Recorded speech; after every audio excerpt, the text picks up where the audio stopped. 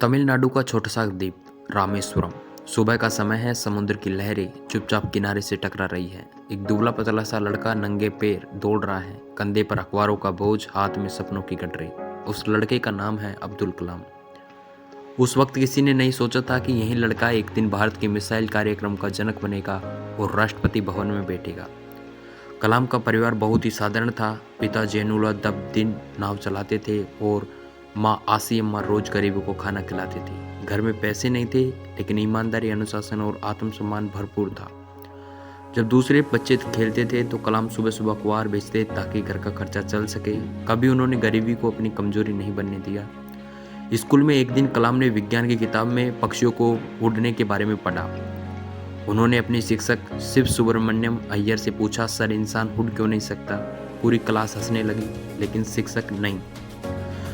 उन्होंने कलाम को अपने घर बुलाया और उन्हें अपने बेटे के साथ बैठाकर खाना खिलाया और कहा, कलाम, एक दिन तुम आसमान से बातें करोगे। यही वह क्षण था जब एक सपना जन्मा, भारत को उड़ाने का सपना।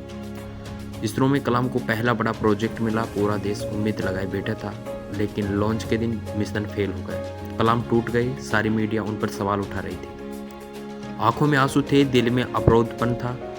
तभी मंच पर आए डॉक्टर विक्रम साराभाई ने कहा, असफलता मेरी है, सफलता तुम्हारी होगी। यही नेतृत्व था, यही मानवता थी। अगले ही साल वही टीम, वही कलाम, और इस बार मिशन सफल हुआ। पूरा देश झूम उठा। कलाम चुपचाप आकाश की ओर देखते रहे, क्योंकि उनके लिए सफलता से ज्यादा देश की प्रकृति मायने रखती थी। जब वे राष्ट्रपति बने तो कभी उनके पास ना जमीन थी, ना गाड़ी थी, ना बैंक बैलेंस, बस थे किताबें, वीणा और देश के लिए प्रेम। राष्ट्रपति भवन में वे बच्चों से ज्यादा खुश होते थे। 27 जुलाई 2015 को कलाम शिलांग में छात्रों को लेक्चर दे रहे थे। अचानक मंच पर गिर पड़े और वहीं इस दुनिया को अलविदा कह दिया। एक शिक्षक ने शिक्षक की तरह ही इस दुनिया से विदा ली। गरीबी सपनों को नहीं रोक सकती। असफलता अंत नहीं होती। सच्चा नेता जिम्मेदारी लेता है और ज्ञान बांटते हुए मरना सबसे सुंदर मृत्यु है। डॉक्टर कलाम ने हमें बताया है कि सपने वो नहीं जो सोते वक्त आते हैं, सपने वो हैं जो आपको सोने नहीं देते।